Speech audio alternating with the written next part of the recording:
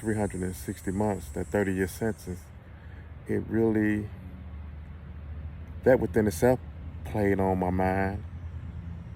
And the fact of me going into a prison system that I didn't know anything about, had never been to, never experienced, that was pressure. And just the overall different emotions that I was feeling, you know, as I just ran down, scared, lonely, sad, depressed. So when I finally entered federal prison,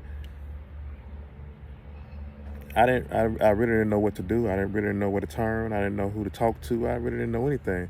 Like I often say, I turned to what I knew from the streets, which was the growth development community, the GDs, and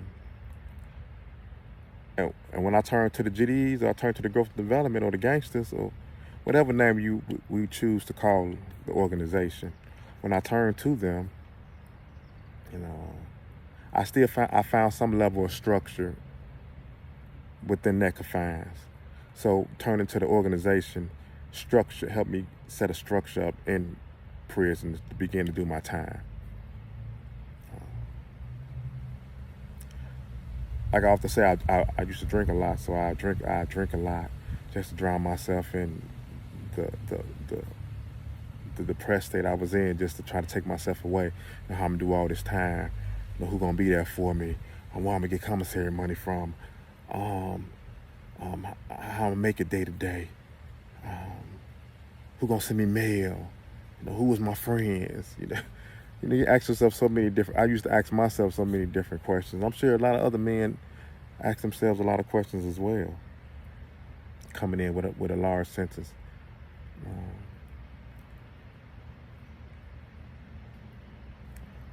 My day-to-day activity I got through with the guys,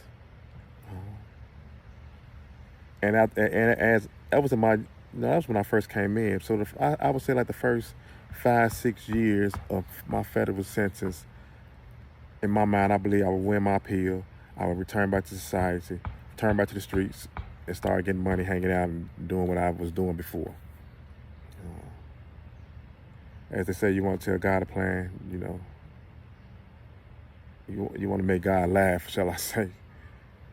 Just tell him your plans. So that's how I thought in my mind.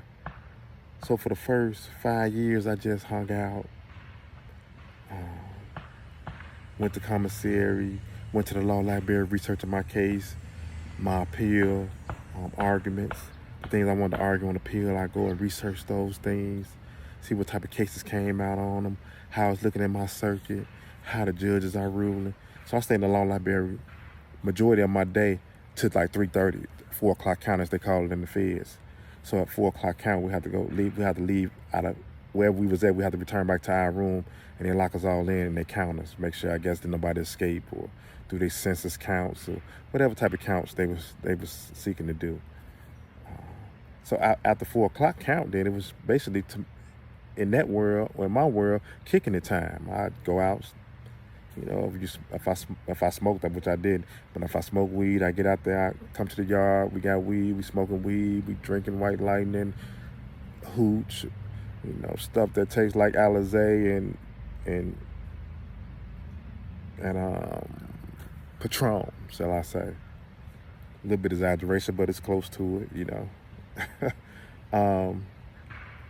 So that was the kick in the time, shooting dice, playing handball, basketball, running the track, weightlifting. After 4 o'clock count, that's when a lot of us, majority of us, got those type of activities in.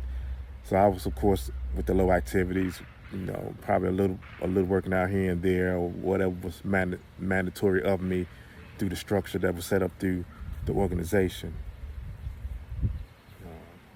Other than that, I drink, hang out, talk my stuff, and return back to the unit. I was riding the same wave. If I had a female to talk to on the phone, I get on the phone.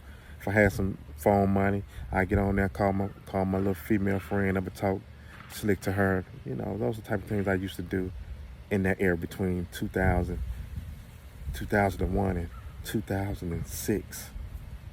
Just jacking off time. Now, let's say you could be a lawyer in 8 years. Well, here I had been in federal prison almost 5, 6 of them, and hadn't even embarked on no type of career mission. With me first in 30 years, I'm just like, hey, I'm young and I got 30 years. I'm gonna be here for a long time, forever. So who cares? Mentality. Knowing what I know now, when I walk through that door, told my people don't send me no commissary money, don't send me nothing. Take all that money and invest in my college tuition. I just go to school from prison. I don't have enough time anyway. Educate myself here. When I return, I'll be ready for the world. But I didn't do that. I fell into my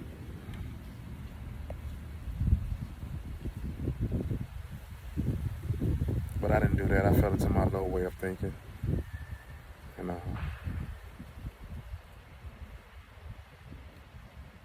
Hanging out, doing the same things I was doing in the streets, I was now doing in prison. And I had began to set myself back. So when the judge was talking about digging that hole, I might as well dig that hole and go down in it. That was basically the same hole. Just I was doing the same thing. So I had dug the same hole that I had in prison. I had dug in the streets.